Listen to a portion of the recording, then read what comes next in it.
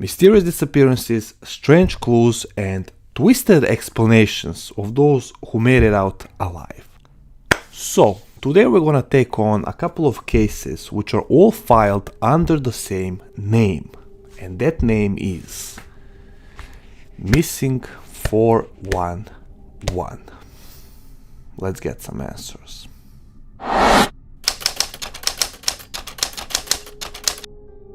Let's go. So the whole story begins with a guy named, sorry, it's not a guy, it's actually a retired police officer named David Paulides, and he came across a pattern of missings all around national parks in America, and he found that very, very suspicious. And as the story progresses, you will find out why. Now, being in retirement, he had a lot of spare time, and he decided to devote a large portion of his time to actually investigate and compile all these strange missings that have a lot of things in common. Some of the strange things that connect all of these cases in vast majority of time are the missing people left no traces whatsoever. So that's the first thing. The second thing is that rescue teams search for weeks and sometimes even months for missing people, but without any success whatsoever. However, they would later find clothes of the missing people in the area they searched before numerous times. So in some sense, their clothes started appearing on the spots they went through numerous times before, and that is not normal. That is not normal. So logically, Paulides decided to start his own investigation and compile all the cases in his book, which is called Missing 411. But what is the even weirder thing than missings themselves? There are actually the testimonials of people who made it out alive, and to this very day, their explanations make zero sense and zero logic. So, let's get into it.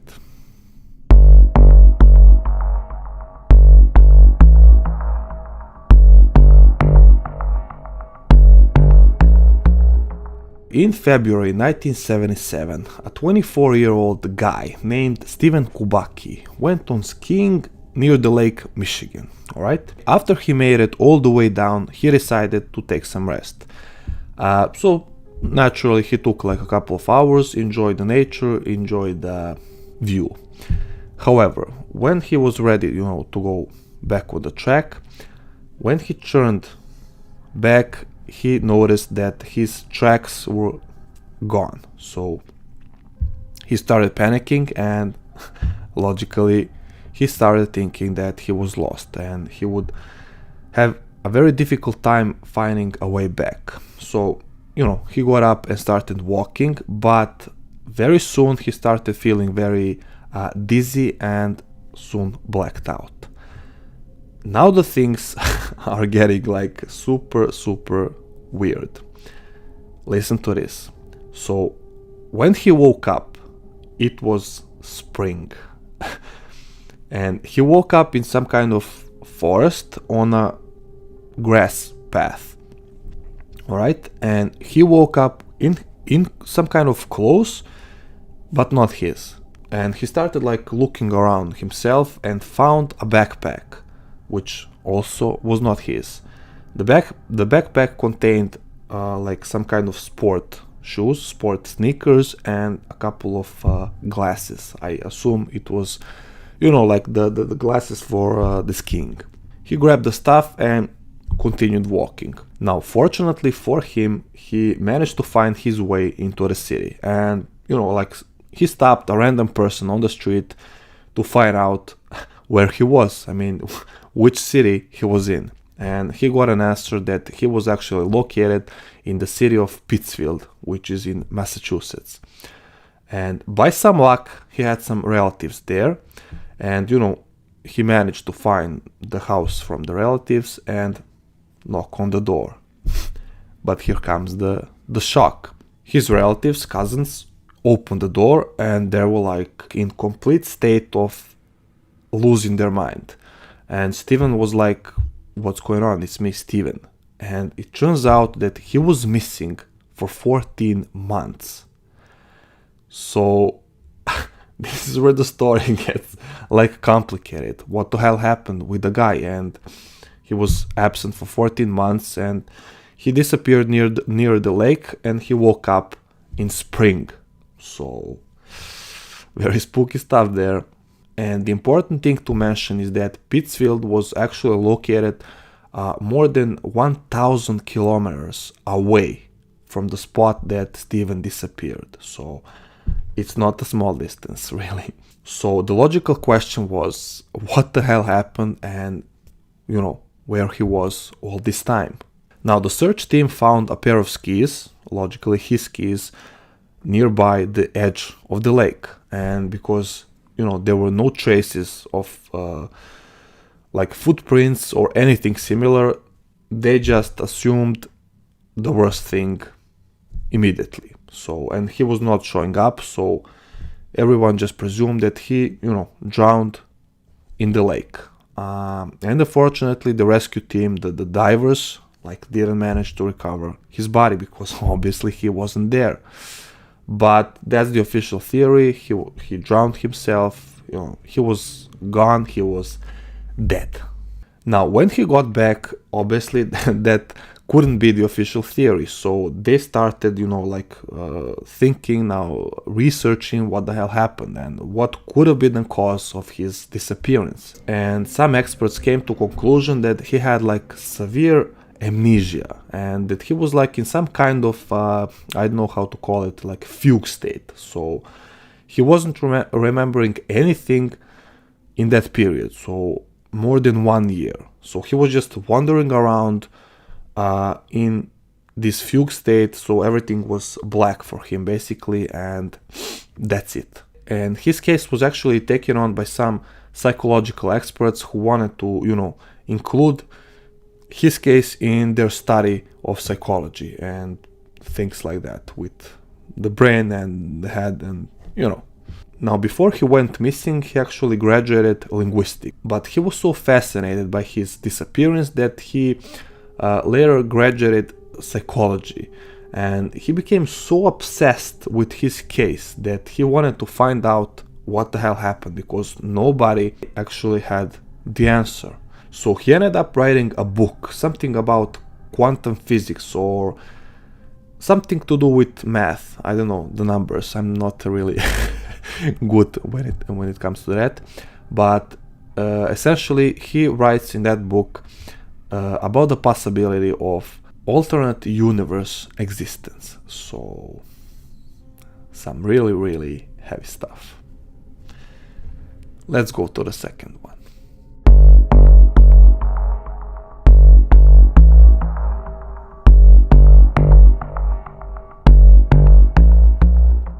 In 1981, Maurice Dametz was with his friend David McSweeney, and they were planning a trip to search for some minerals, right?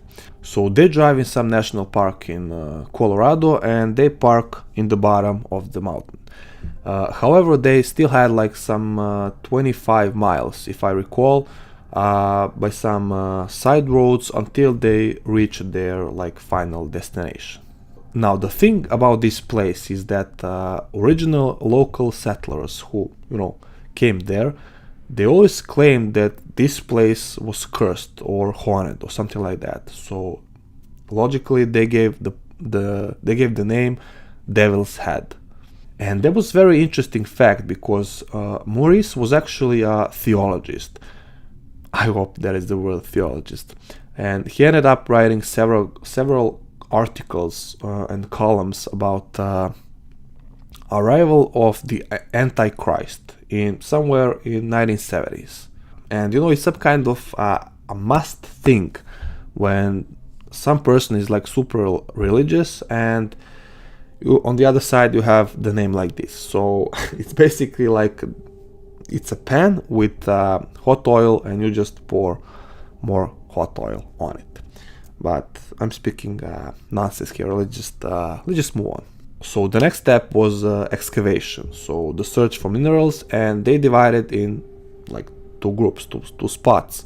So Maurice was on one side, and David was on the other side.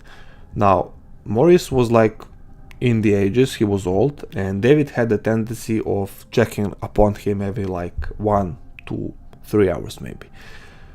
So after a couple of hours, it was time to pack the things, and David was checking up. David was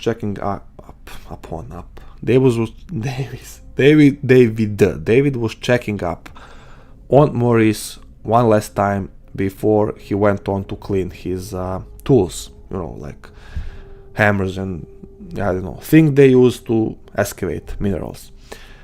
And when he got back to the spot one final time, Maurice wasn't there. So that particular spot that Maurice was in, his like little work area, was in the middle of the mountain, all right? And the mountain was like really steep, so it was like this. So being old as he was, it was very unlikely that he could like just, you know, descend himself or climb up, especially because he had like super bad knees, and it was very difficult for him to move around himself. Now David started panicking because obviously there was no other soul around them in, I don't know, like 10-mile radius. And he started, you know, calling him, he started yelling, but without answer. So he descended himself in the bottom of the mountain and notified local authorities, and the search began. Now the search took about 5 days, after which, you know, they searched a vast majority of that region, and unfortunately they didn't manage to find anything. So they just, you know, said, hey bro, it's enough, we gotta, you know, close the case. But the thing is that Maurice's wife was logically not pleased with that decision, and she took a liberty to write a letter and send it to the governor of that region. Of course, she didn't receive any answer whatsoever. Now, fast forward into the future, here comes Paulides and his documentary and his published book. And in his documentary and book, he mentioned the case of Maurice. So, government, when they saw like documentary, and I don't know if they read the book, but like any government, you know, they decided to reopen the case after nearly, I think, 30 or 40 years. So searching for the minerals in one point, at the other point, complete disappearance. Not there. Next one.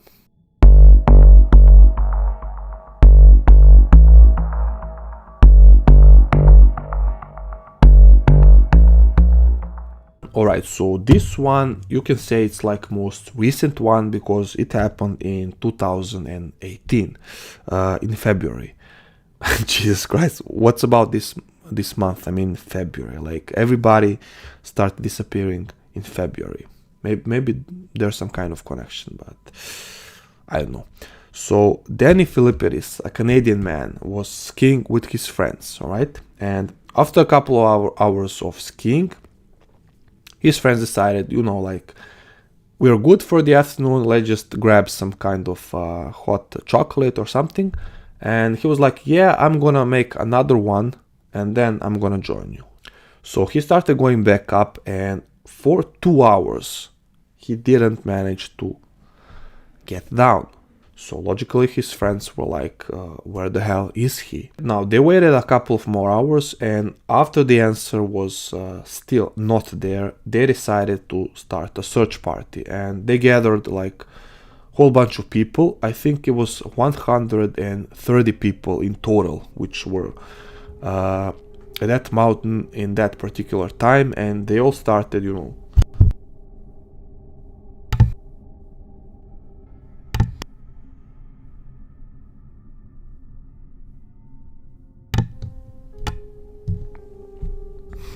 it's all good. And they all started in the same time to look for him, to search for him, unfortunately without success. And for the next 5 days, there were no trace or voice from Danny. Now, on the 6th day, his wife received a phone call, and at first she didn't understand the person on the next. What's happening, man? Let's start over. On the 6th day, his wife received a phone call, alright? And it was a male voice on the other side, but it was like totally incoherent, I hope that is the word, and unrecognizable. So his wife had a very difficult time understanding what the person on the other line was trying to say, but after some time she realized that there was Danny. And he sounded like totally confused. He sounded totally like, in essence, not like himself. So he was scared, he panicked, and he was confused, right? But his wife somehow convinced him to dial 911. And when he spoke to them, he was like, I don't know where I am, but I can describe like surroundings. And they actually managed to find him according to his description. And it turns out he was located more than 5,000 kilometers away in Sacramento on airport terminal. So that's kind of next level shit right there. So when they found him, he wore the same clothes, but he had a brand new iPhone, and it looked like somebody like cut his hair, at least a portion of it. And he had no memory, no recollection of what happened. Like same with like Steven, but you know, Steven was absent like 14 months and Danny was absent like only 6 days, but it was the same type, like total blackout. And the initial and still official theory about his case was that it actually was a kidnapping, but not a single evidence was found that could support actually that theory. So in essence, his case leaves a big question mark as well. What is happening, man? What is happening? The last one.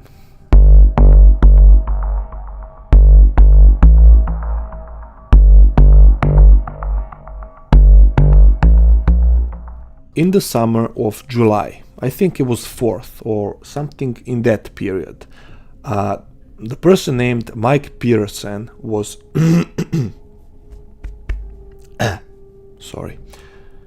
the person named Mike Peterson was hitchhiking through the national park called, you might have heard of it, I mean it's not very familiar, but you might have heard of it, Yellowstone.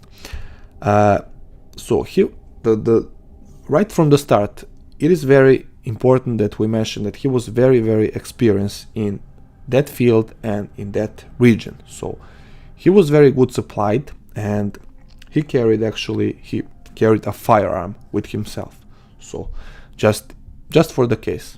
Now, as I mentioned, he was very familiar with that terrain, and he actually used to go there as a kid with his dad, I think. So he even knew on which path of that climb there was a self-service, because it was like, you know, like forest, and in some parts it's basically impossible to call somebody or text somebody, but he knew on which parts there was a self-service. And remember that fact, because that fact is important. Sometime during his climb, during his walk, he texted his girlfriend Bonnie, and she was on the opposite side of the park, to meet, you know, on some spot about 6 o'clock in the evening to start a campfire, to make something for dinner. Fast forward 6 o'clock in the evening, there was no sign or trace for Mike. And Bonnie was on the site, she was ready, she was waiting for him. And after he failed to show up for another hour, she started, you know, worrying. And soon after, she heard 4 gunfires, 4 gunshots deep from the forest. And at that point, she really started, you know, to fear for herself and for himself as well, because he failed to show up 1 hour and more after scheduled time. Naturally, she rushed and reported his disappearance, his missing, to the local sheriff. They decided to wait 2 more hours just in case he shows up, so they didn't want to rush into it to start search immediately, because they knew that he was very experienced hiker and something could have slowed him down. But they were like not worrying that much, because sometimes it happens. 2 hours had passed and he still failed to show up, and now it was like very, very serious, and they decided to form a search from volunteers. So 40 people in total, a bunch of search dogs, and even a helicopters started searching for Mike. And as it happens, for the worse, the weather was really bad, and after they started the search, they soon had to like cut it out, because the helicopters couldn't like fly and dogs couldn't smell anything because it was so bad. They laid low and tried in the upcoming days.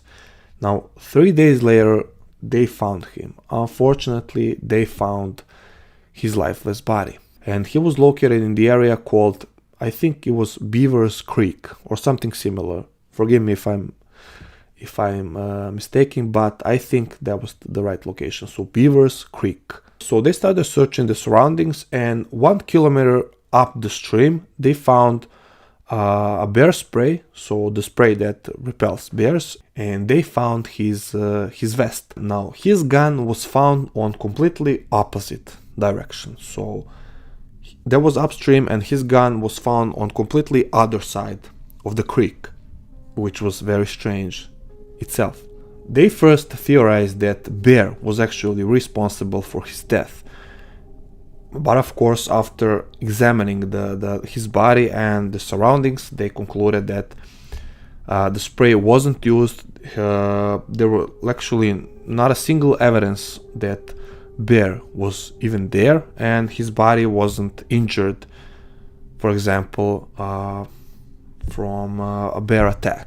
And of course, the next logical thing they would all conclude is that he drowned himself in the river, because they assumed that the current on that particular day was like very, very fast, and he was crossing the creek, he was crossing that section, and he was just like swept, pulled under, drowned himself, and pulled back up a little bit down the stream on a different spot. Now the thing about this disappearance and his case is very strange, because only a week prior a man named Jeff Murphy disappeared in completely like same conditions.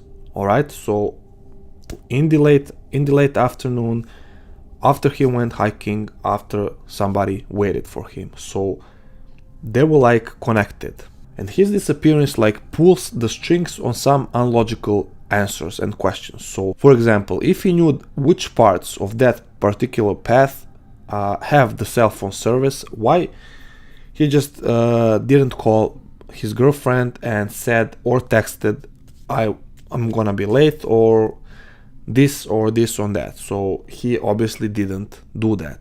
The second thing is that his belongings, so his clothes, were located on completely opposite sides. So why he would just leave his clothes there if he had a meeting later with his girlfriend? And the third thing is, in my opinion, which does make sense, is the thing that his vest and bear spray were at one place and the gun was on completely opposite sides. So the question is, how did that happen? I mean, if we like draw a timeline, if we draw like some kind of pattern, for example, let me find a blank piece of paper here. So I'm gonna be a very good artist here. So this is the river, for example. We have the river like this. So for example, Mike was here, right? And he wanted to cross the river doesn't work. Sorry. So he wanted to cross the river, right? And at some point he was stuck in the middle and the current pulled him under. So at this point he lost his life, all right? And his body was floating downstream and he was pulled here, right? But the thing is that his clothes, his vest and his bear spray were here, and the gun, so pepper spray and bear, so B for bear, his body, right? So Mike, so 1 kilometer here, one, I just write 1, and the gun was here. So my question is, how the hell his things end up here, his body here, and his gun here? It doesn't make any sense whatsoever. So that is the question that needs to be answered, and unfortunately it wasn't answered to this very day, and that is the problem with these cases, because all of these cases don't have a clear answer, unfortunately. So after all of this, that is the section I wanted to discuss in the second part of this, you can call it Missing 411 series or something like that. So theories, what could have happened, theories that people discuss and think what could have happened to all these missings and, you know, strange things, strange clues and twisted explanations of the people who came back.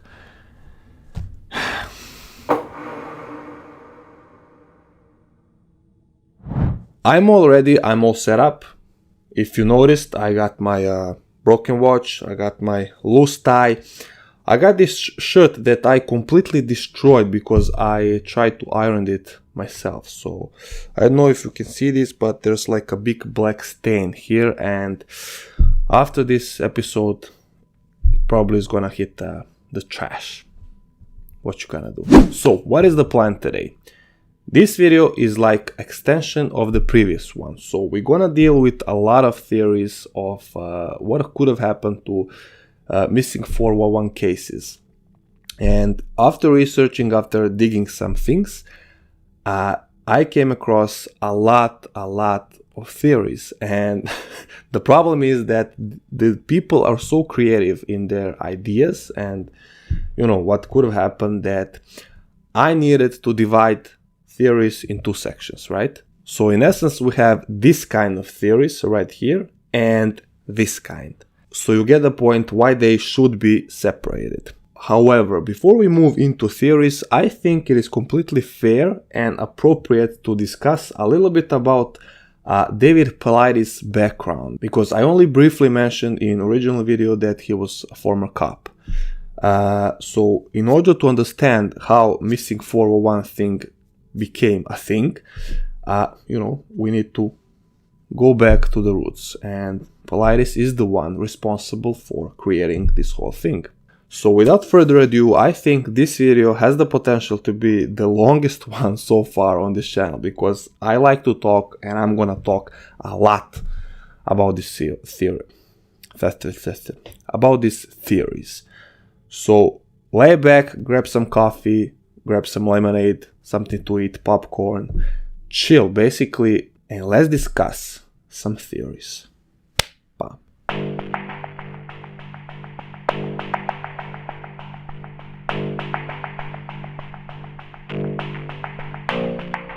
The very first thing you need to know about missing 411 is that this is still considered some kind of conspiracy theory, right? Now you might logically ask, why is that? And the answer is that David Paulides received a lot of backlash, and I still think that he receives. Oh, we started a little bit choppy. Repeat number 2. The answer is because Paulides received and still receives a lot of backlash for this whole thing. Because many people accused him that he's doing this only, you have only one time to guess, money. That's right, because he published a book and he made a documentary, and basically he receives a lot of hate because people think this whole thing is basically a fraud. Now, I briefly mentioned in the original video that David Paulides is an ex-cop, and he used to work in San Jose until 1996. Now, why he's an ex-cop? Because he was charged with a misdemeanor and he was basically fired. So in some sort of way, you can say that Paulides is kind of a shady guy. After he was fired, he started writing books about Bigfoot, believe it or not. But the problem is that, Bigfoot as a creature, as some kind of story, was already like washed up, and he needed to find another source, another way to capture the audience attention, right? So in 2012, a missing 411 concept came to light. In his book, there are a total of, I believe, 1600 cases, which he compiled and connected with strange disappearances or reappearances, or the cases without logical explanation, so missing 411. And he created a profile of the people that went missing. Some things that include that profiling is that missing people are either too young or too old, so basically there's no middle. Right?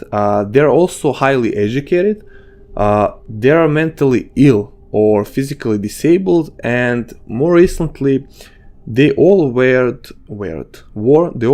red when they're Jesus Christ, they all wore red when they went missing. Now, what's the problem here? The problem is that in 2021, one student, I think it was female, which did basically an analyzing of his book, of his cases, and she took, I think it was 243 cases in total, and she examined all disappearances, all the cases from that number, and she concluded that vast majority of his profiling is incorrect. What I'm trying to say is that for a vast majority of these disappearances, there is completely logical answer by student and by some experts who also examine his cases, but for Paulides there's like no clear answer. Everything is basically unexplainable, and that is why he received a lot of backlash and a lot of hate from many people, and basically found himself in center as someone who wants to create some kind of false intrigue. So I understand why Paulides is kind of a shady guy. But is he a completely shady guy? You can decide at the end as we discuss all these theories. And I think now is the time to really start. So let's go. First ones are normal ones.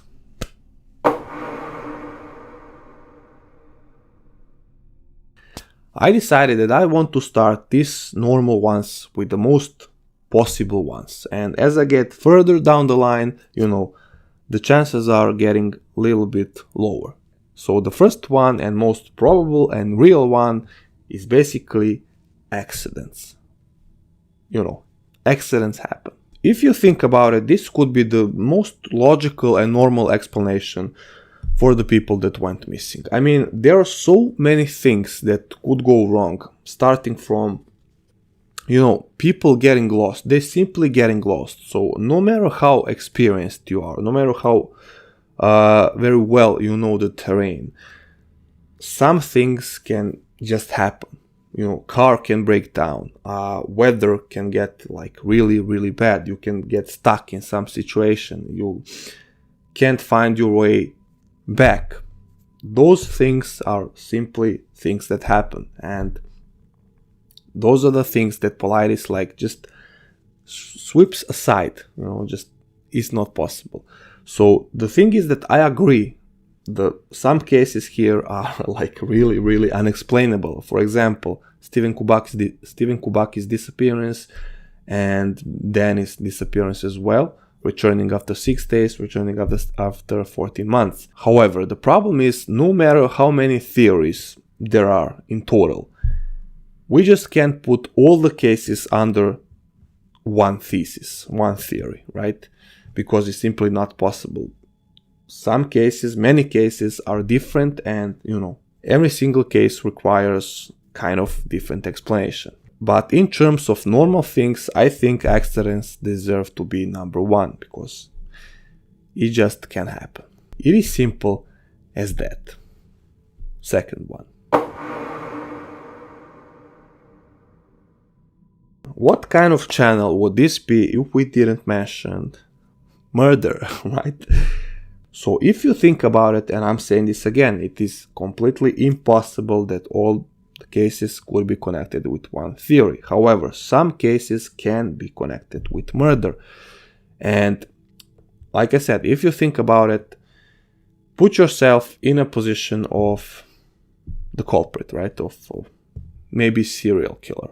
God forbid, don't try to be a serial killer. But put yourself in that position. Is there a better place to hide all the evidence, to hide all the traces, potential bodies, than a vast majority of intact nature? Basically a place that not so many people set foot on. And I think I read once that there's some kind of region or area in Alaska, if I'm not mistaken, that doesn't have any laws whatsoever. So you can basically, take a life there and you wouldn't be responsible, because there's no laws for that kind of region, border. And that's pretty sick. That's pretty sick, man. Now, if I am a serial killer, and again, I warn you, do not become one, that would be like a perfect getaway for my crimes. The more isolated areas, the less chances of me getting caught. So it's some way that's completely logical, right? Now, the flaws and downsides, as with all the theories, is that what is happening with the people that are reappearing. So obviously they're not murdered, and that is the question we're going to try to answer in the theories below. Let's get to the next one.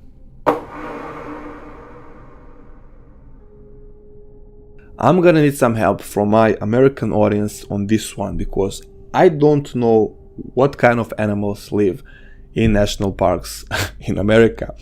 I assume there are a lot of bears, maybe wolves, mountain lions, things like that. The problem with this theory is that, for example, you're in the national park, right? And you disappear completely.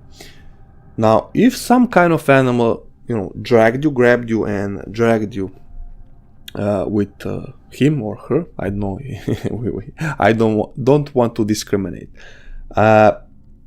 You should be, leaving some evidence behind, as clothes, as some kind, blood, something, because obviously you're gonna put up a fight. That's the most natural thing to do. And basically your bones should be found somewhere, because animals are obviously not serial killers and cannot hide traces. In essence, there should be more disturbed crime scene, which is not the case here. So in 411 cases, it seems like this is person, right? This is somebody who walks in a park and something happened and the person is not here. This is crime scene. There's nothing, and that is the problem. That is the problem in vast majority of these cases. So to blame wild animals, I mean it can happen. It can happen, but I think it's like in a really, really low percentage of time, because obviously, if you take into consideration things I just said, with the crime scene, with the possible evidence and traces left behind, you would conclude that like wild animals are killers, are professional killers, but they're not like human killers, obviously. So basically, they just can't call their crime buddies and say, hey bro, just help me clean this crime scene. And that's it. Fourth one. Now this one is like very, very interesting one, because we know that this exists in very real world today. And again, could you find a better place to snatch people without any kind of eyewitnesses? So there's no cameras, there's no a lot of people around, and it basically has a lot of upsides, you can call it, because everything is like falling in place when we have a person there that went missing and nobody saw nothing, and the person is like disappeared from the face of the earth. So obviously these people, these very, very bad people, wouldn't leave any trace behind, wouldn't leave any clothes behind, wouldn't leave nothing basically. And it's not really hard to abduct somebody when he's hiking or when he's walking alone, even if it is only one person in question. But I highly doubt that one person is in charge of the whole operation. If we stop here and consider this theory seriously. So the thing is that they couldn't use the conventional solution, which is the official infamous white van, because obviously they are in the middle of the forest, in the mountain, I don't know where, but there are a lot of other ways you could take someone. I really don't want this video to be viewed by some detectives, real detectives and police officers, and to think I'm teaching you here how to be a serial killer and abductor. So I don't want to stick around much longer here. I'm just gonna say that in my mind, this theory is not really that far-fetched, at least for a decent percentage of time. Not for all cases, as I said, because it's impossible, but for some, it really could be. Alright, we're done with the normal ones. Now comes the really, really interesting part. And I think we're gonna have a lot of fun. Let's go to the crazy ones.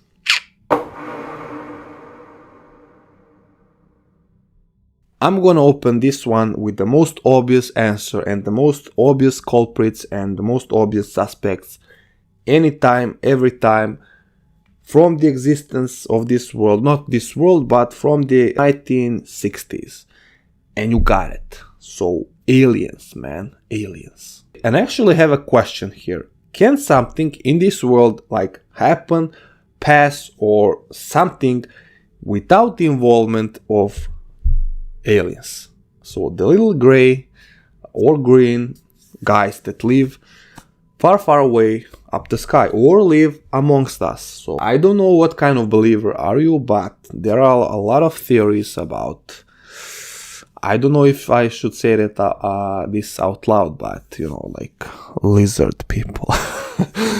Obviously I don't buy the lizard people theory, but I do think that we're not alone in this universe, and I do think that seriously. Now, what could the little guys do? I mean, nobody reported some strange lights, nobody reported some flying saucer of anything, but just for the sake of the crazy ones, they just had to be put there, and that's it. I don't really have any credible explanation or something, because really, can anybody have some credible explanation except they just came, they put their raises down, and person flew up the space saucer, spacecraft, spaceship, whatever, and they flew, and that's it. So I think we should just move on.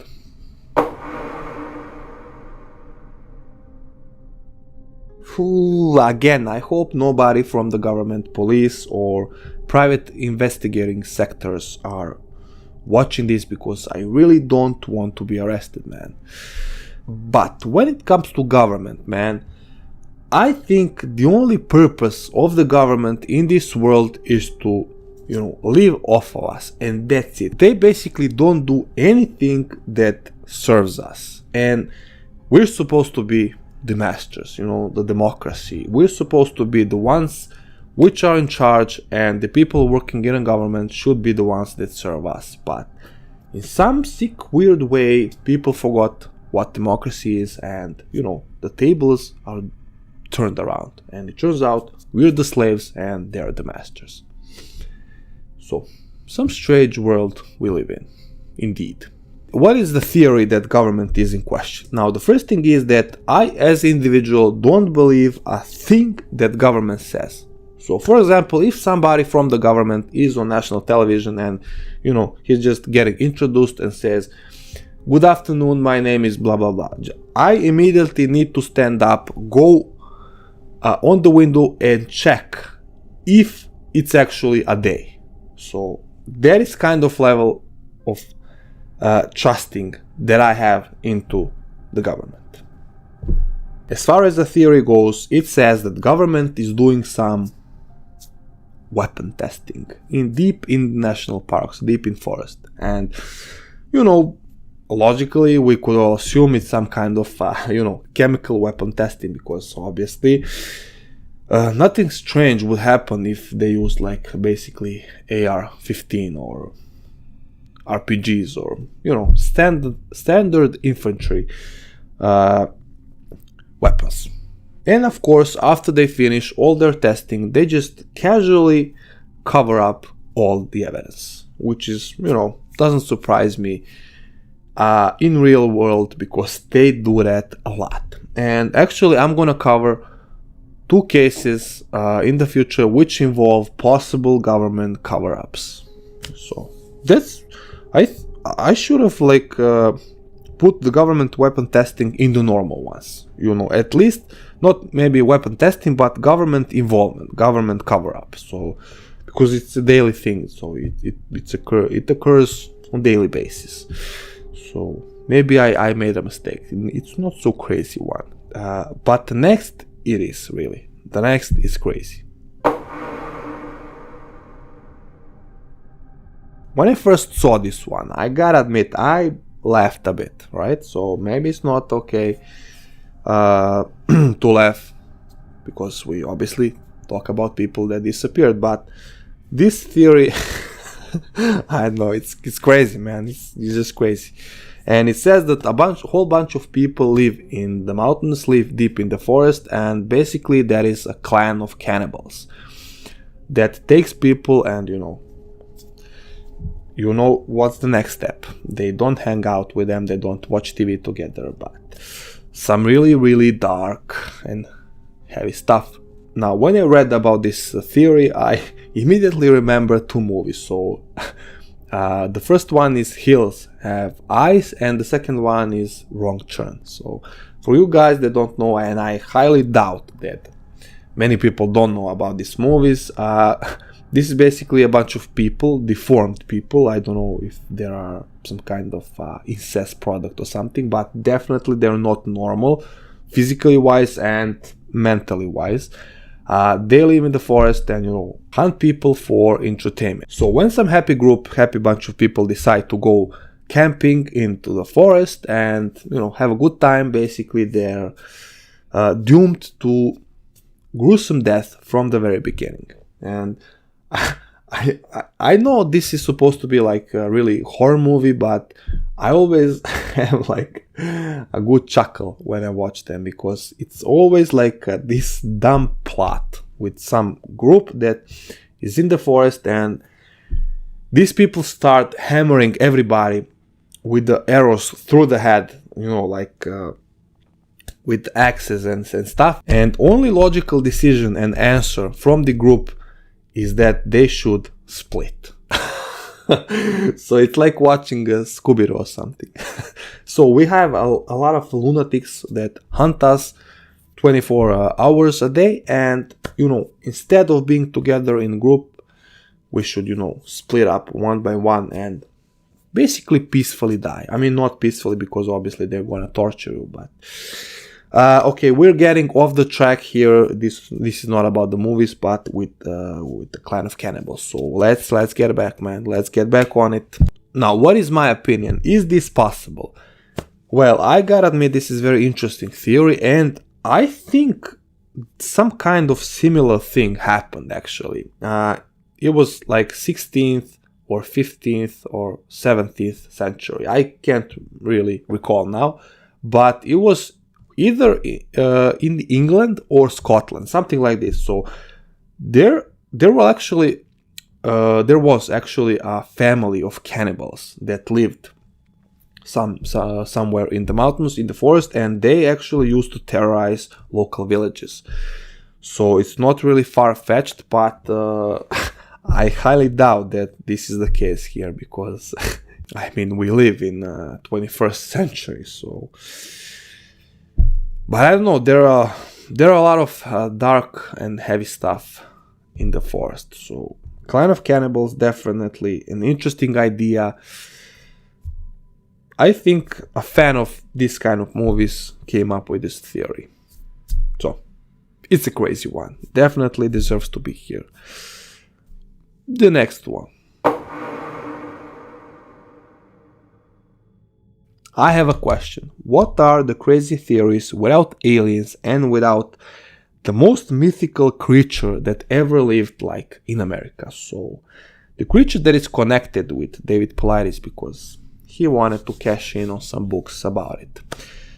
So the infamous Bigfoot. If you ask me, I don't believe a thing about this because we have in Serbia, we have also like some kind of mythical creature, and it's called actually Drekavac. So what Drekavac does? Well, he or she, again, I don't want to discriminate, lives in some kind of caves, and when people go nearby the caves, they just disappear, and people assume that Drekavac took them. Now, this is of course a story for little kids that don't listen to their parents, but you know, it just got stuck in our culture, you can say. Now, I think it is similar with Bigfoot. However, I cannot deny that you guys are very, very serious, at least, you know, decent majority of people when it comes to this creature. And you made a hell of a lot of documentaries and try to prove the existence of it and anything and everything, but I just don't buy it, man. I just don't buy that some kind of gorilla look-alike person or whatever it is lives deep in the forest and, you know, snatches people and takes them into the darkness. That is just, you know, too much for me. And the question I always have is like, how nobody managed to capture the Bigfoot on camera or something. I know there's a lot of, you know, like photos or something, but the question is how does it happen that always when somebody always captures like UFO or Bigfoot, it always look like it's captured on 0.0.0.0.01 megapixel camera. Like, we don't have a clear image of this creature or the clear image of UFO. So that's my question. I mean, how does it always happen? We live in the tech time, so if somebody saw the creature, you can record the creature in 4K, for God's sake. So, I mean, yeah. So in essence, interesting, but not a fan of it. Moving down. Alright, man, so we have time traveling. Is this possible? I really don't know. Can it happen? I really don't know. Is there places in national parks that act like gates to another universes? I don't know. Why I don't know that? Because I'm not a nuclear engineer, I'm not a scientist, I'm not an expert of any kind of quantum physics or anything. So that's a logical answer right there, man. Now, what do I think about this theory? Well, I think it is very, very interesting because we had a case of Stephen Kubaki who disappeared for 14 months. And, you know, his case is like the one that interests me the most. We cannot rule accident, we cannot rule murder, wild animals, human trafficking, government weapon testing, Bigfoot, Clan of Cannibals, but we can include aliens and we can include time traveling.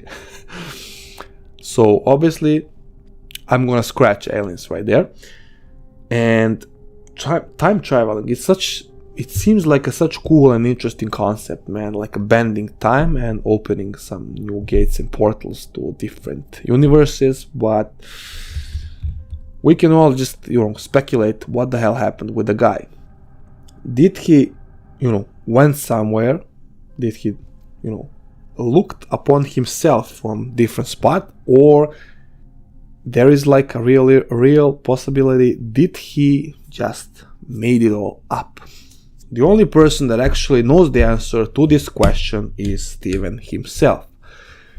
Did he made up a cool story and then try to back it up with writing a book and graduating in psychology, or did something strange really happen with the guy? Because it is not quite common that somebody disappears for 14 months and then reappears with some totally different things on him, with him, and without remembering anything, and about 1,000 miles from the place he disappeared. If there are some experts in the audience that could explain Steven's disappearance, I would gladly like to discuss and engage in conversation in the comments. So people, this is your time to shine. And the last one is in the same rank of craziness as this one.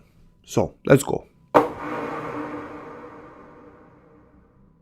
So when Paulides marked all the places that people disappeared through the national parks and made some kind of map and laid the map on the table, they took a different map of cave systems and placed it over his map with the red dots where people disappeared.